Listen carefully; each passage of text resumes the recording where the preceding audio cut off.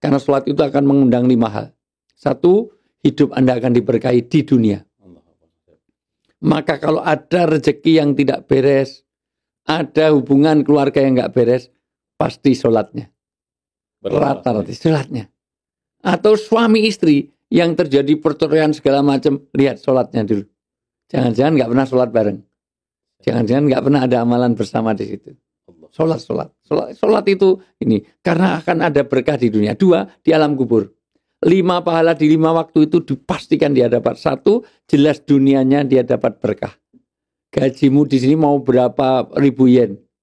Boleh 100.000 yen setiap bulan. Kalau udah nggak berkah, nggak ada artinya. Disitulah sholat kuncinya. 2, di alam kubur. Maka kenapa yang disiksa pertama kali di alam kubur adalah yang beres kencingnya. Karena kencing berkaitan dengan wudhu. Wudhu berkaitan dengan sholat. Maka di alam kubur. 3, di alam mahsyar. Jelas-jelas malaikat nanti akan memberikan dengan tangan kanan. Artinya yang dilaporkan kita yang baik-baik. Yang jelek-jelek oleh malaikat nggak dilaporkan. Itu kalau Anda mempertahankan sholat. Makanya kenapa saya berkali-kali kalau teman-teman baik di Taiwan, di Hong Kong, di Korea, di Jepang. Pokoknya sholat dulu Anda pegang dulu. Supaya ini. Yang keempat, nanti meniti sirat secepat kilat. Dan yang kelima, surga menunggu kita sebelum kita memasukinya.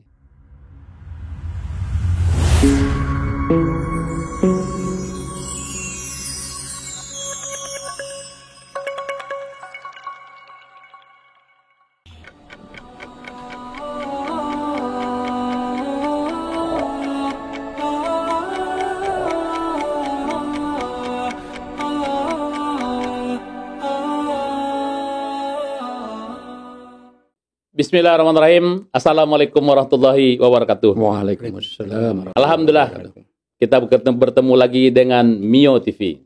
Jemaah Masjid Istiqlal rahmati Allah SWT dimanapun berada. Pada hari ini kita kedatangan Ustadz kita, yaitu Ustadz Al-Mukarram Ustadz Wijayanto. Masya Allah Ustadz, ahlan wa sahlan bikudumikum di Masjid Istiqlal Osaka Ustadz. Masya Allah. Nih Ustadz, kemarin Alhamdulillah kita mendapatkan tausiah yang luar biasa daripada Ustadz, yang selama ini metodenya luar biasa, berbeda dengan yang lainnya. Dan Alhamdulillah itu ada kitab pijitan masal. Luar biasa ya Masya Allah. Kemudian kita ingin bertanya pada Ustadz tentang kehidupan yang ada di Jepang sekarang Ustadz. Jadi mungkin seperti yang tausiah yang berikan kemarin juga Ustadz. Jadi ada teman-teman kita yang sekarang ini yang bekerja di Jepang ini, otomatis mereka menghasilkan devisa negara Ustadz ya. Luar biasa. Jadi kita ingin Ustadz, bagaimana teman-teman kita ini samping mereka bekerja untuk dunianya dia, bagaimana mereka tidak lupa dengan akhiratnya dia Ustadz. Contohnya dan kesulitan yang banyak terjadi sekarang ini adalah ibadah sholat, Ustaz. Jadi ibadah sholat. Nah, bagaimana mereka tetap mereka bekerja, kemudian juga mereka tidak lupa dengan ibadah sholat mereka kepada Allah SWT. Jadi mohon berikan tip-tip dan kiat-kiat apa yang harus dilakukan selama kita ini di Jepang, Ustaz. Iya, pertama tentu apresiasi ya untuk teman-teman di Jepang ini sebetulnya satu kesempatan untuk meningkatkan derajat surgawi. Karena sebetulnya bagian dari hijrah. Siap. Maka boleh disebut dia muhajirin. Dan orang muhajirin itu surga menunggu dia memasuki. Allah.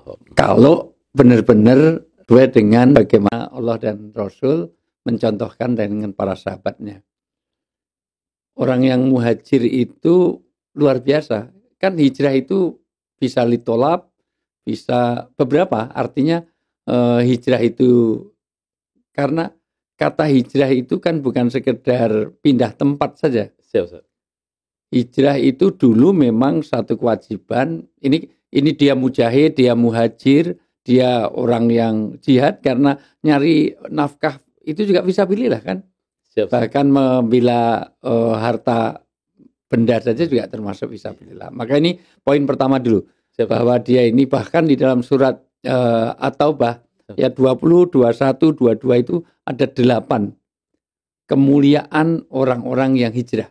Oh, Masya Allah. Tapi dia masih pegang keimanannya, dia pegang bagaimana ibadahnya. Siap. Itu. Kalau sempat boleh dibaca sebetulnya surat browsing sebentar dari mulai At-Taubah 20, 21, 22. Itu At-Taubah 20, 21, 22.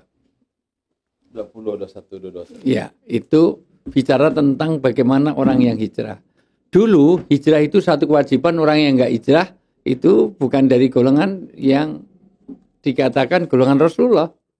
Tetapi setelah itu kan la hijrata ba'dal fathi. Tidak ada hijrah setelah Fathu Mekah. Artinya tidak ada hijrah itu dari Mekah ke Madinah. Karena dulu sahabat itu harus mau hijrah dari Mekah ke Madinah sampai itu menunjukkan tanda keimanannya. Tetapi hijrah di zaman setelah Fathu Mekah adalah hijrah untuk meninggalkan kemaksiatan, hijrah untuk menguatkan keimanan. Karena hijrah itu bisa karena 4 alasan. 1, hijrah i'tiqadiyah, yaitu hijrah untuk menguatkan iman. Yang tadinya musyrik menuju iman, meluruskan keimanan, itu hijrah juga. Bisa su'uriyah. Ini yang banyak dikenal di Indonesia itu ya komunitas hijrah. Itu hanya sekedar ya su'uriyah itu ya tampilan. Yang tadinya pakai jeans sobek-sobek, pakai rok mini, sekarang pakai niqab gitu. Itu hanya su'uriyah. Itu hanya ya oke. Itu makanya hijrah itu jangan sampai hanya atribut, tetapi juga attitude. Nah, kalau hanya atribut, orang Jepang sekarang semuanya jilbaban semuanya karena musim dingin. Iya, hampir di Osaka, Nago ya. Saya lihat apalagi di Sirawago itu kemarin semua orang pakai jilbab gitu. Nggak ada yang pakai jilbab. Laki perempuan jilbab karena memang turun salju 2 meter lebih ketebalannya ya wajar saja. Itu namanya su'uriyah. Maka harus sulukiyah, perilaku. Ya, artinya kalau sudah berpakaian muslim, perilakunya juga harus perilaku muslim dong. Itu kalau mau di breakdown, makannya juga caranya ya cara Rasulullah dong. Tangan kanan, duduk, pakai basmalah, segala macam. Mosok hijrah hanya sekedar tampilan itu. Juga hijrah fikriyah. Hijrah yang kaitannya dengan ilmu, bagaimana meningkatkan ilmu. Maka hijrah itu harus dilengkapi. Maka artinya kalau 4 ini hijrah ini juga su'uriyahnya, hijrah tempat kita pindah dari Indonesia ke Jepang itu termasuk muhajirin. Orang yang hijrah itu luar biasa sampai dijanjikan 8 loh. Disebut dalam 3 ayat 8 ya fadilah orang yang mau hijrah itu. Gitu. Coba dibaca dulu. Ya. Langsung terjemahan juga nggak apa-apa. Ya. Bismillahirrahmanirrahim. Yaitu orang-orang yang 20 dulu. 20 saja. Orang-orang yang beriman dan berhijrah serta berjihad di jalan Allah. 3 ya, 1 ya. Orang beriman dulu. Siap, Ustaz. Jadi ke Jepang ini kalau keimanannya dijaga, iman dulu jaga. Karena orang itu, masya Allah, kehilangan apapun nggak masalah. Kata Ibnu Qayyim al-Jauziyah, boleh kamu ketika dapat hilang semuanya asal dapat Allah. Nggak ada artinya kamu dapat semuanya di dunia ini kalau kehilangan Allah. Nggak ada artinya sama sekali. Kamu dapat jabatan, dapat kekayaan, dapat apapun kalau kehilangan Allah itu semuanya nggak ada artinya sama sekali. Mending kamu dapat Allah walaupun nggak dapat segalanya. Ini iman. Yang kedua jihad, yaitu sungguh-sungguh. Jahada yujahidu jihadan itu sungguh-sungguh. Kalau sungguh dalam fisik itu bisa berarti perang, qital, itu termasuk jihad. Sungguh-sungguh di dalam hati itu mujahadah. Termasuk teman-teman yang etikaf sekarang ini. Lebih dari 100 ya sekarang Masya Allah di Istiqlal. Di Masjid Istiqlal Osaka ini Masya Allah. Ternyata liburan lebih dari 100. Kemarin makan bareng Masya Allah. Ini berkah banget. Itu. Mudah-mudahan itu senantiasa tempat ini tempat untuk etikaf. Amin, amin, itu. amin. Yang ketiga, kalau dia sungguh-sungguh dalam mikir, itu namanya ijtihad. Sama, berpikir itu ijtihad, menentukan sesuatu. Tiga-tiganya itu berawal derivasi dari kata jahada yujahidu jihadan. Maka orang yang sungguh-sungguh, orang yang beriman bersungguh-sungguh dan berhijrah. Dan maka teman-teman yang di Jepang ini termasuk orang yang muhajirin. Tapi sungguh-sungguh dalam beragama, tapi jaga keimanannya. Apa yang dijanjikan Allah terus? Masya Allah. Dengan Allah dengan harta dan jiwa mereka. Ya, mereka akan mengumpulkan harta. Juga dia perlu fisik sampai kerjanya siang malam segala macam. Terus adalah lebih tinggi derajatnya di sisi Allah. satu, a'dhamu darajah. Ternyata orang-orang yang ke Jepang tapi menjaga imannya, jaga perilakunya, dan dia sungguh-sungguh dalam beragama, ditinggikan derajatnya. Allah. Makanya orang yang sholat di Jepang pahalanya lebih banyak daripada orang Indonesia yang sholat di Indonesia. Allah. Apalagi dengan orang Mekah, orang Madinah. Orang Mekah Madinah sholat ya wajar saja. Orang berjilbab itu di Mekah di Madinah dengan orang jilbab di Jepang pahalanya berlipat ganda di Jepang. Allah. Semua ulama sepakat a'dhamul bala, a'dhamul jaza, ma'a'dhamul bala. Tingkat kesulitan itu meningkatkan juga sebanding dengan pahala yang didapatkan. Tadi Ustaz bahasanya Ustaz. A'dhamul jaza, ma'a'dhamul bala. Masya Allah. Kalau orang dalam kesulitan yang tinggi, maka pahalanya tinggi. Maka orang sholat di Jepang ini pahalanya berlipat-lipat dibanding saya yang sholat di Indonesia. Apalagi orang-orang Mekah Madinah. Wajar orang Mekah Madinah sholat ya wajar. Allah. Tapi kalau orang di sini masih mau sholat, maka teman-teman di Jepang, Anda punya kemuliaan. A'dhamu darajat. Allah. Jemaah Mio dirahmati Allah SWT, ini luar biasa yang diberikan oleh Ustaz Wijayanto sekarang ini. Jadi kadang-kadang kita masih lupa nih, malas beribadah di Jepang. Ini rupanya pahalanya jauh lebih besar. Jauh lebih Bahkan besar. sampai di Arab sendiri Ustaz ya. Betul, Masya Allah, iya. Dan segalanya, tidak hanya sholatnya. Pakai jilbabnya, mempertahankan makanan halalnya. Allah. Ya kalau di Indonesia nggak makan makanan haram, justru sulitnya cari makanan haram di Indonesia. Di sini sulitnya cari makanan halal. Allahu Akbar. Maka sama-sama makan, itu pahalanya makanan halal di sini mempertahankan. Itu jauh lebih besar daripada orang Indonesia yang makan makanan halal. Allahu Akbar. Maka satu a'dhamu darajah. Tidak hanya itu, disambung lagi. Apalagi di situ. Mereka itulah orang-orang yang memperoleh kemenangan. Menang. Orang pala. Orang kalau udah menang. Di Indonesia itu untuk cari menang. Itu dananya luar biasa. Sampai penggelembungan suara. Sampai segala macam supaya menang. Siap Ustaz. Apapun dikorbankan loh untuk menang ini. Dan itu menang itu bahasa itu untuk dunia dan akhirat. Maka orang-orang di Jepang, teman-teman, kalau Anda tetap mempertahankan sholat Anda, makanan halalnya kamu jaga, dan kamu tetap berperilaku dengan akhlak, ini ada Ustadz akhlak, Masya Allah. Dengan akhlak perilaku dijaga, maka satu a'dhamu darajah, kalian akan dapatkan tidak hanya a'dhamu darajat. Di situ disebutkan tadi apa? Mendapat kemenangan. Kemenangan. Anda dapatkan mana? Dapat menang dunia akhirat. Orang kalau udah menang ngapain? Hidup ini kalau udah memenangkan sesuatu, udah selesai. Sudah tinggi derajatnya, dia menang. Ya.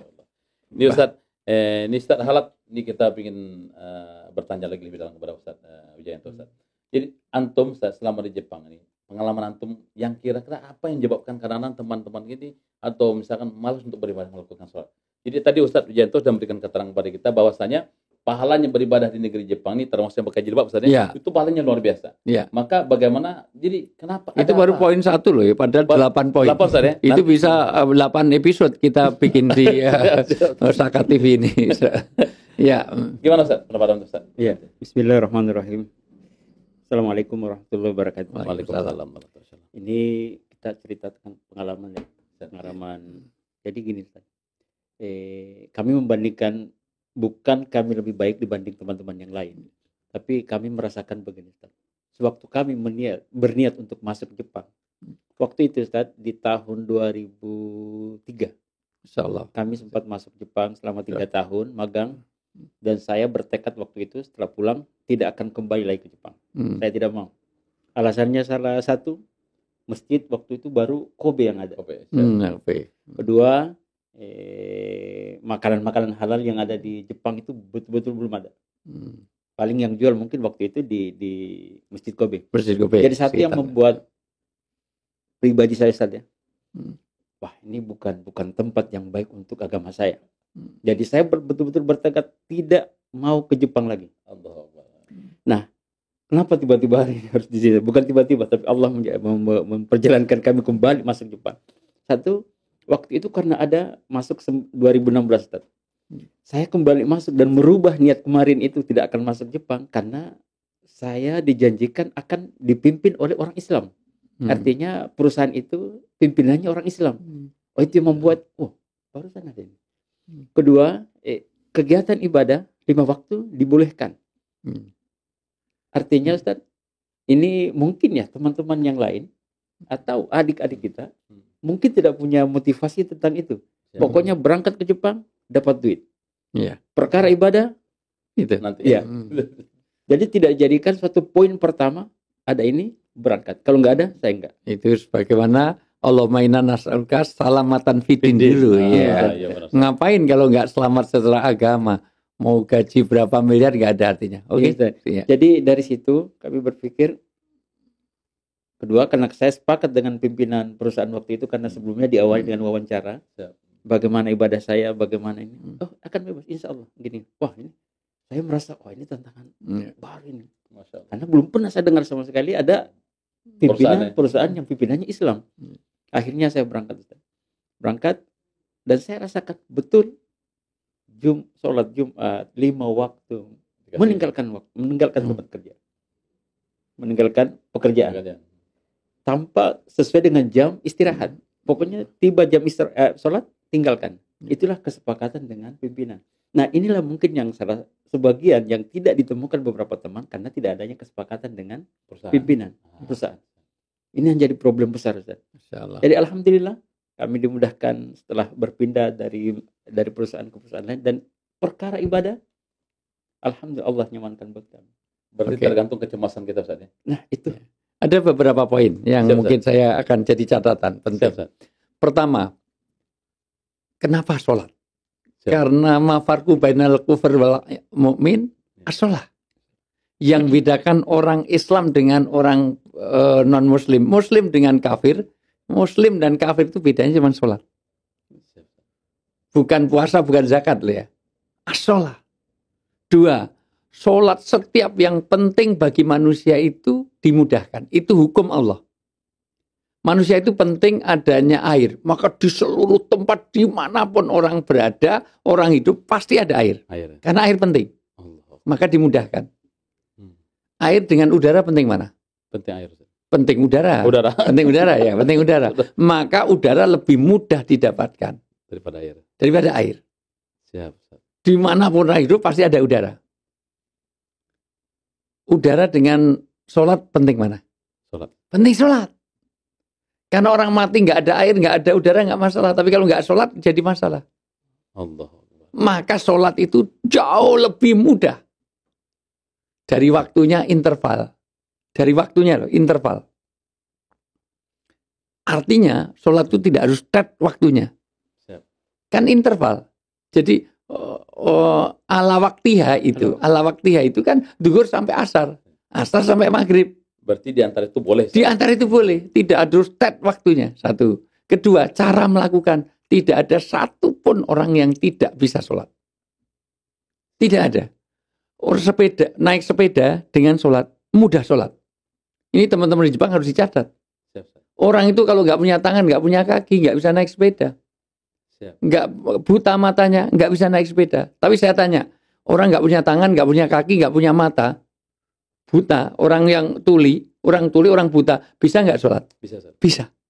Karena itu penting bagi manusia, maka dimudahkan. Nggak ada satupun orang yang nggak bisa sholat. Pasti bisa, sholat itu pasti bisa, karena semua orang bisa. Mosok sholat nggak bisa? Nggak bisa berdiri, bisa nggak sholat? Bisa. Duduk nggak bisa? Nyender nggak bisa, tidur nggak bisa, ya isyarat boleh kok. Jadi ini Ustaz, kadang-kadang kendala teman-teman ini Ustaz, ada yang sebagian beralasan Ustaz, mungkin apakah alasan atau bagaimana, nanti mohon penjelasan antum Ustaz. Jadi ada kadang-kadang teman-teman kita ini Ustaz, termasuk kami pribadi, kadang pas ketika lagi kerja mungkin nggak ada waktu Ustaz, mungkin mesinnya mungkin ada pengiriman jadwal barangnya harus cepat dan segala macam, sehingga waktu dia untuk istirahat pun nggak ada kadang-kadang Ustaz. Bahkan yang kerja di lapang tuh, yang kerja di bangunan itu kadang istirahatnya cuma 15 menit Ustaz. Sehingga buat makan saja habis katanya. Sekarang saya tanya, bagusnya bagaimana Ustaz? Makan 15 menit itu, sholat kita itu nggak ada 3 menit, 4 menit paling. 3 menit sholatnya ya, plus wudhunya 5 menit lah, oke. Gitu. Berwudunya 5 menit. Itu pun kalau kesulitan air tayamum masih boleh. Kalau lah 3 menit maksudnya nggak ada. Waktu makannya 15 menit, potong 3 menit. Ini makanan jasmani dengan makan rohani itu jauh lebih penting makanan rohani kita. Sebetulnya bisa. Kedua, hebatnya pasti ada jam makan kan. Dan jam makan itu kita gunakan. Jam makan atau jam istirahatnya itu untuk sholat. Apapun pasti ada waktu-waktu untuk itu. Dan ini satu. Kedua, sholat itu tidak harus dengan sempurna. Kalau memang kondisinya terpaksa, boleh dengan berjalan, boleh dengan berkendaraan, boleh dengan sambil apapun dilakukan. Al-Baqarah 239 mengatakan kalau kamu wa in khiftum, kalau kamu itu dalam keadaan takut. Takut itu macam-macam. Takut terjebak macet, takut ada bahaya, takut karena nanti ya kehilangan waktu, jangan sampai sana waktu. Sudah salatlah di situ. Karena kerjaan, seorang pilot, seorang yang mengoperasikan dengan sesuatu yang misalnya ya menjaga radar misalnya. Itu radar tuh ditinggal sedikit nanti apalagi di suasana konflik, perang segala macam. Dalam keadaan perang saja sholat nggak boleh ditinggalkan. Lihat sholatnya sambil perang. Dua bismillahirrahmanirrahim, dua sambil perang. Sampai betapa pentingnya orang sholat itu, Rasulullah itu ketika nazak apa yang diwasiatkan? As-sholah, as-sholah, as-sholah. Coba Al-Baqarah 239. Masya Allah. Ini kami baca ayat Ustaz ya. Ya. Bismillahirrahmanirrahim. Fa in khiftum farijalan aw rukbana. Fa idza amintum fadhkurullaha kama 'allamakum ma lam takunu ta'lamun. Yang artinya adalah jika kamu takut ada bahaya, ada salatlah sambil berjalan kaki. Salat sambil jalan boleh enggak? Boleh. Allah. Ini sholat sambil berjalan kaki ini maksudnya gimana Ustaz? Iya, karena sambil kerja juga boleh Ustaz? Boleh. Allahu Akbar, Masya Allah. Sambil kerja, seorang pilot seorang tadi ya sudah sambil, enggak usah, itu sambil nyetir. Tentu rukuk sujudnya enggak usah nunduk itu, nanti billahi taufiq wal hidayah nanti ya. Ya sudah sambil nyetir itu. Berarti tidak alasan sama sekali enggak sholat itu enggak ada Ustaz? Enggak ada. Tidak ada alasan untuk tidak punya waktu atau tidak ada tempat. Karena sholat itu dimanapun boleh. Ya. Kemudian atau berkendaraan. Ya kita lihat orang umrah, orang haji juga sholatnya sesuai dengan itu. Bahkan menghadapnya pun sudah pulang ke Indonesia akan ke timur. Padahal kiblatnya ke sana. Ya sudah ke arah timur saja nggak apa-apa. Nanti Al-Baqarah 115 kemana saja di situ ada wajah Allah. Fa'in tawalu wujuhakum fasamma wasilah. Di mana saja kamu hadapkan di situ ada wajah Allah. Makanya ya Ka'bah itu untuk wijahnya kita. Kalau kita normal seperti itu. Makanya kalau kita mau ke Inggris sebelum mendarat di Heathrow waktunya sholat kita di atas Ka'bah, sholatnya nggak usah tengkurap. Ka'bahnya di bawah kok. Allahu Akbar, nggak usah. Ya sudah sesuai gitu. Wong dulu sholat tuh ngadapnya juga nggak ke Ka'bah. Awalnya ke Baitul Maqdis. Awalnya ke Yerusalem sana ke Aqsa awalnya itu. Baru dipindah setelah turun surat Al-Baqarah 143 itu. Jadi tidak ada alasan teman-teman untuk tidak sholat. Masalahnya bukan tidak bisa tapi mau atau tidak. Kemauan itu. Kemampuan ada, pengetahuan ada. Maka minimal sholat. Gajimu berapa miliar kok sampai nggak sholat. Maka pertahankan sholat ini utama dulu. Karena sholat itu akan mengundang 5 hal. 1, hidup Anda akan diberkahi di dunia. Maka kalau ada rezeki yang tidak beres, ada hubungan keluarga yang nggak beres, pasti sholatnya. Rata-rata sholatnya. Atau suami istri yang terjadi perceraian segala macam, lihat sholatnya dulu. Jangan-jangan nggak pernah sholat bareng. Jangan-jangan nggak pernah ada amalan bersama di situ. Sholat itu ini karena akan ada berkah di dunia. 2, di alam kubur. 5 pahala di 5 waktu itu dipastikan dia dapat. 1, jelas dunianya dia dapat berkah. Gajimu di sini mau berapa ribu yen? Boleh 100.000 yen setiap bulan. Kalau udah nggak berkah nggak ada artinya. Disitulah sholat kuncinya. 2, di alam kubur. Maka kenapa yang disiksa pertama kali di alam kubur adalah nggak beres kencingnya. Karena kencing berkaitan dengan wudu. Wudu berkaitan dengan sholat. Maka di alam kubur. 3, di alam mahsyar. jelas-jelas malaikat nanti akan memberikan dengan tangan kanan. Artinya yang dilaporkan kita yang baik-baik. Yang jelek-jelek oleh malaikat nggak dilaporkan. Itu kalau Anda mempertahankan sholat. Makanya kenapa saya berkali-kali kalau teman-teman baik di Taiwan, di Hong Kong, di Korea, di Jepang. Pokoknya sholat dulu Anda pegang dulu. Supaya ini. Yang keempat, nanti meniti sirat secepat kilat. Dan yang kelima, surga menunggu kita sebelum kita memasukinya. Allah. Mudah-mudahan kita termasuk di dalamnya. Amin, amin. Tapi tegakkan sholat. Insyaallah. Maka ini poin pertama dulu kaitannya dengan sholat. Tidak ada orang yang nggak bisa sholat. Satu, secara kemampuan. Karena sholat nggak perlu biaya. Orang miskin bisa nggak sholat? Bisa. Nggak perlu bayar. Orang sakit bisa nggak sholat? Bisa. Nggak ada. Secara fisik, secara materi, bahkan finansial nggak diperlukan. Sholat tuh nggak perlu finansial. Sholat nggak perlu fisik yang sehat. Nggak perlu itu. Beda loh. Kalau umroh haji perlu fisik. Kalau sholat enggak. Makanya aneh kalau orang sampai nggak mau sholat. Masya Allah. Jemaah Mio TV rahmati Allah SWT. Ini alhamdulillah nih kita diberikan arahan luar biasa oleh Ustaz kita Ustaz Wijayanto, dan ada pengalaman diberikan oleh Ustaz Muhammad Akhlak. Jadi apapun kondisi kita dan bagaimanapun kondisi kita, jangan pernah tinggalkan sholat. Kenapa? Keberkahan daripada rezeki yang kita cari itu adalah dalam melaksanakan ibadah sholat. Maka tadi ada 5 poin yang disampaikan oleh Ustaz kita tadi. Maka salah satunya, kita akan Allah jaminkan surga buat kita sebelum kita nanti masuk dalam surga itu sendiri. Amin ya rabbal alamin. Jadi Ustaz, kadang-kadang Ustaz ada kendala lagi Ustaz. Misalkan pakaian kotor. Jadi Ustaz, ada berwudunya nggak bisa sempurna. Jadi kadang-kadang Ustaz, mungkin yang bekerja di lapang Ustaz, kerja di gemba, mungkin yang penuh kadang pakainya penuh dengan oli segala macam. Jadi konsep bersih itu kadang-kadang seperti antum sering katakan masalah toharoh Ustaz, bersuci dan lain sebagainya macam. Jadi kadang-kadang diragu dia Ustaz, apa celana ini kena apa tidak. Kalau untuk pengalaman antum sendiri gimana Ustaz? Jadi kadang-kadang kesucian itu sendiri nanti kita minta keterangan daripada Ustaz kita nanti. Ya, bismillah. Kalau ana menyikapi tentang tohara, tentang bagaimana mengamankan diri saya itu dari waktu sholat ke waktu yang salat berikutnya. Ya memang saya terus menjaga, terutama di musim dingin. Ya menghindari yang bisa membatalkan, paling tidak keluar angin atau buang. Saya berusaha bertahan. Jadi di waktu yang dalam keadaan bekerja, alhamdulillah Allah masih mudahkan untuk apa? Ya paling tidak saya untuk maaf ini bukan menceritakan kebaikan apa yang saya lakukan, tapi mudah-mudahan bisa menjadi apa? Ya mungkin contoh buat teman-teman. Saya berusaha di mesin tempat kami bekerja, kami pasang fotokopi Al-Quran. Kami tempelkan. Masya Allah. Kami tempelkan. Alhamdulillah. Kadang memang setan diajak berpikir untuk melihat yang lain, tapi alhamdulillah karena dia di depan mau nggak mau dilihat. Jadi pada waktu melihat itu, ya Allah, jaga wudhu ini. Nggak enak kalau baca tanpa wudhu, kalau baca ini kurang afdal. Jadi ada dorongan itu. Kedua, berzikir. Dengan berzikir kami, maaf kalau salah mengartikan, merasa kalau dengan berzikir tapi dengan masih ada wudhu, insya Allah akan lebih terdengar Allah.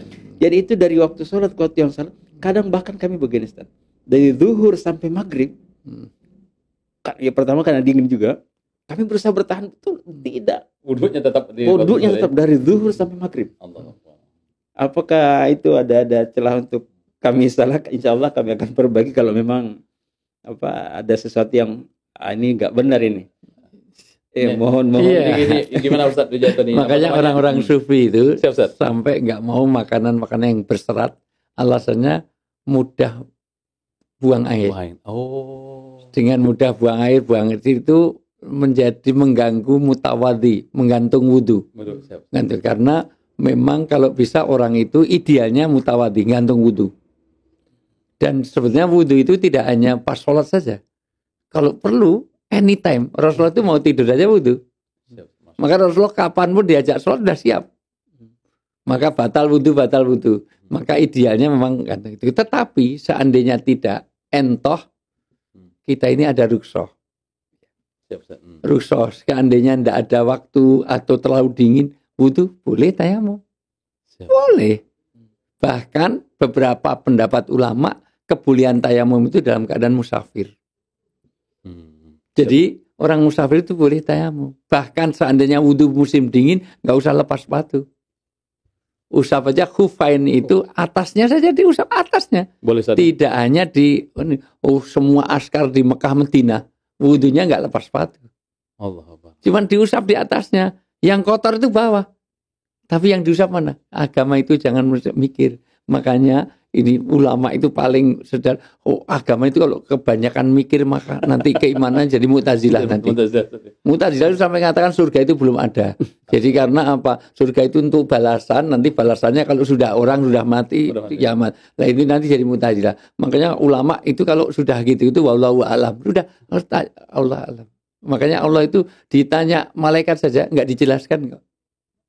Apakah kamu akan menciptakan Adam yang akan itu mencipta yang akan menumpahkan darah? Allah nggak jawab tuh. Allah itu ana a'lamu wa antum la ta'lamun. Aku lebih ngerti, gitu aja, nggak dijelaskan. Kadang-kadang agama seperti itu. Jadi prinsipnya Anda ada rukhsah. Kebulian orang tayamum itu salah satu pendapat ulama, tidak semua ulama ya. Itu salahnya dalam keadaan musafir. Atau di tempat tinggal tapi kesulitan air. Siapa? Ada air hanya cukup untuk masak, jangan untuk wudhu, masak saja. Makannya sholatnya tayamum. Oh, iya.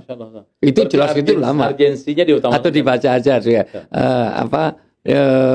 An-Nisa 43 coba. An-Nisa 3 itu tayamum itu salah satu. An-Nisa 43 itu bicara tentang kebolehan tayamum itu. Syukur gantung wudhu. Ketiga, kalau musim dingin, usap aja di atasnya kalau itu bawa itu. Ya, coba. Bismillahirrahmanirrahim. Ya ayyuhalladzina amanu la taqrabus salata wa antum sukara hatta ta'lamu ma taqulun wala junuban illa 'abiri sabilin hatta taghtasilu. Wa in khiftum marda 'ala safarin aw jaa'a ahadukum minkum minal ghaiti aw lamastumun nisaa falam tajidu ma'an fatayammu su'idan thayyiba famsahu bi wujuhikum wa aydiyakum innallaha kana afuwan ghafura. Ya, ayat ini turun waktu itu belum turun surat Maidah 90. Maka ayat ini turun masih membolehkan orang mabuk. Maka ayatnya bicara sudah disuruh sholat tapi mabuk belum dilarang. Maka turun ayat ini. Belum ada Maidah 90 innamal khamru wal maisir itu belum ada. Sesungguhnya itu haram belum. Maka coba ayatnya baca. Wahai orang yang beriman, janganlah kamu mendekati sholat ketika kamu dalam keadaan mabuk. Ya, jadi kalau kamu sholat jangan dalam keadaan mabuk karena waktu itu mabuk belum dilarang. Oh. Makanya baca kuliah ayyuhal kafirun itu enggak selesai wala antum wala ana terus karena mabuk. Maka kalau mabuk jangan dekat sholat. Oh gitu Allah. Kalau mabuk habis isya. Jadi subuhnya sudah itu. Jangan habis maghrib terus mabuk. Nanti isyanya kan jadi masih mabuk. Oh. Jadi ayat ini turun itu. Ini bukan nasihat mansuh. Ini perjalanan hukum. Perjalanan hukum memang dulu perintah sholat itu sudah ada. Tapi larangan mabuknya belum. Belum. Maka ayat ini jangan kamu sholat dalam keadaan mabuk. Itu, tapi jangan ngambil satu ayat ini pentingnya. Kalau baca satu ayat ini nanti boleh mabuk, yang penting nggak pas sholat, gitu kan gitu. Ya terus. Sampai kamu sadar apa yang kamu ucapkan. Ya, supaya kamu sadar. Sampai di masjid ketika kamu dalam keadaan junub kecuali sekadar melewati. Ya, jangan kamu etikaf dalam keadaan kamu berjunub kecuali kalau ada keperluan sesaat boleh. Artinya kalau ada ngambil barang itu padahal nggak ada wudhu, boleh nggak? Boleh. Orang junub belum atau orang menstruasi boleh nggak masuk masjid? Boleh kalau hanya abiris sabil. Tapi bukan etikaf di situ, bukan di situ. Hanya sekedar boleh. Itu artinya hanya sebentar. Kita itu habis junub, habis kumpul suami belum mandi, masuk masjid boleh kalau ada barang ketinggalan, handphone ketinggalan, hanya sekedar ngambil boleh. Ila abiris sabil. Gitu. Terus jadi bukan untuk diam saja. Ya. Sebelum kamu mandi junub. Ya, itu. Adapun jika kamu sakit atau sedang sakit boleh nggak tayamum? Boleh. Boleh. Terus atau sedang dalam perjalanan. Atau dalam perjalanan. Boleh nggak tayamum? Menurut ayat salah satu ulama membolehkan. Terus atau sehabis buang air atau kamu telah menyentuh perempuan. Atau buang air atau lamas tumun itu ada apa? Debatable ya. La itu panjang gitu. Lamas tumun bukan lamasa. Kalau lamasa hanya nyentuh, kalau lamasa itu lebih dari nyentuh. Sahwati. Oh, itu beda Ustaz ya? Beda. Oh, jadi kalau panjang la-nya itu menyentuh dengan syahwat Ustaz. Ya. Mengantum Ustaz. Iya, tapi kalau la masa itu karena nanti itu debatable ya, saya tidak, ini bukan ranah kita. Kalau perlu ngundang saya lagi. Kalau cuma saya terangkan nanti ini aja juga karena ngundang ustadz lain nggak bisa, akhirnya ngundang saya. Makanya ke Jepang jangan pelit-pelit untuk ngundang saya. Ya, makanya kalau hanya singgolan sendiri, Rasulullah sendiri pernah ninggol istrinya dalam keadaan sholat. Dalam keadaan sholat loh. Sholat mau sujud, itu ada kakinya Aisyah radhiyallahu anha. Rasul dipinggirkan. Batal nggak? Enggak. Karena itu tidak termasuk la masa. Hanya la masa. Mungkin minggirkannya pakai tongkat atau pakai kaos tangan. Enggak ada riwayatnya minggirkan itu. Boleh. Hanya sekedar sentuh itu. Kalau itu diberlakukan, orang tawaf selamanya satu pun enggak ada yang sah. Iya, karena pasti akan ada bagaimana apalagi haji itu umroh Ramadan aja kayak gitu kok, nggak mungkin kita nggak ada sentuhan. Maka di situ la masa, lanya panjang. Ulama itu mayoritas mengatakan itu hubungan yang sahwati. La masa bukan sekedar bersinggolan tapi la masa ya. Terus sedangkan kamu tidak mendapatkan air, itu untuk orang yang sedang junub atau dalam keadaan itu nggak dapat air. Jadi di dalam negeri tapi nggak dapat air. Maka bertayamumlah kamu dengan debu yang baik atau suci. Ya, maka tayamumlah. Jadi orang-orang musafir, orang sakit, boleh nggak tayamum? Boleh. Boleh. Atau di dalam negeri, di dalam kampungnya, tapi nggak ada air. Boleh. Boleh tayamum. Atau ada air hanya sekedar untuk masak. Hanya sekedar bisa untuk keperluan yang lebih penting. Untuk minum, jangan untuk ini. Anda sedang ke Jordan, air begitu susah, itu wah untuk minum ini, untuk wudhu jangan. Untuk minum aja, sholatnya wudhu. Allah. Nah, sholatnya tayamum, sorry. Untuk sholat tayamum, tidak usah wudhu. Gitu. Usaplah wajahmu dan tanganmu dengan debu itu. Sungguh Allah Maha Maaf. Seluruh ulama sepakat kalau ini sudah, karena itu ayat. Yang tayamum cuman muka dengan tangan, nggak ada sampai kumur pakai debu, nggak usah gitu. Nah, dari sisi ini maka tidak ada alasan untuk tidak bisa sholat hanya karena tadi syukur jaga wudhu. Kedua, wudhu itu sederhana, itu kita ke kamar mandi sebentar juga bisa. Kalaulah itu tidak bisa, tayamum. Udah, jangan sampai tidak. Allah Akbar. Tayamum. Jemaah Miyoti Firmati Allah SWT. Berarti kita ini tidak ada alasan kita untuk meninggalkan sholat. Nah, bagaimana yang diberikan keterangan oleh Ustaz Wijayanto tadi. Insya Allah semoga apa yang disampaikan Ustaz bisa kita petik intisarinya dan hikmah daripada itu semuanya. Jadi teman-teman yang ada di Jepang ini khususnya, ya kan, apapun kondisi kita, bagaimanapun keadaan kita, bahkan tadi Ustaz memberikan keterangan di surah Al-Baqarah ayat 239, boleh kita sholat lengkap sambil berjalan. Ya, sambil jalan, sambil kerja, sambil boleh. Iya, iya. Masya Allah. Tapi itu dalam kondisi yang memang emergensi ya. Tapi kalau normal tidak ada halangan apapun ya jangan seperti itu. Ya. Artinya itu dalam emergensi. Kalau wah saya harus goreng tempe untuk suami mau pulang, goreng tempe sambil sholat ya.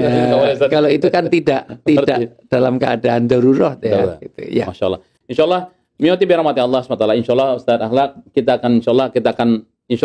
akan ada mengundang Ustaz Wijayanto lagi. Siap. Di Masjid Istiqlal Osaka. Dan kita juga kemarin sudah umumkan, insya Allah kita akan ada konsultasi masalah syariah, hukum dan lain sebagainya macamnya dengan Ustadz, baik melalui Zoom mungkin sebulan sekali. Karena atau ada paket-paket nanti setelah jaga sholatnya, kedua ketahanan rumah tangga, ketiga parenting, pendidikan anak. Di Jepang itu bermasalah. Bagaimana anak ini kalau disekolahkan sekolah di Jepang, akidahnya gimana, akhlaknya gimana, susah. Belum lagi bullyingnya, belum lagi yang lain-lain. Jadi memang sengaja ini strategi marketing biar nanti mohon maaf karena ini saya karena memang kondisi kita di Jepang tuh membutuhkan saya hal seperti itu. Jadi ya alhamdulillah Ustaz Wijayanto, beliau juga alhamdulillah bersama rekan-rekan beliau yang ada di Indonesia juga ada tim khusus nanti yang akan memberikan jawaban bersama Ustaz nanti tentang masalah-masalah kita yang ada di Jepang ini insyaallah. Insya Allah tunggu tayang kita berikutnya, dan insya Allah kita akan lebih seru lagi dengan berbagai macam problem yang ada di Jepang ini, yang bisa kita cari permasalahannya bersama Ustaz kita Nasyid.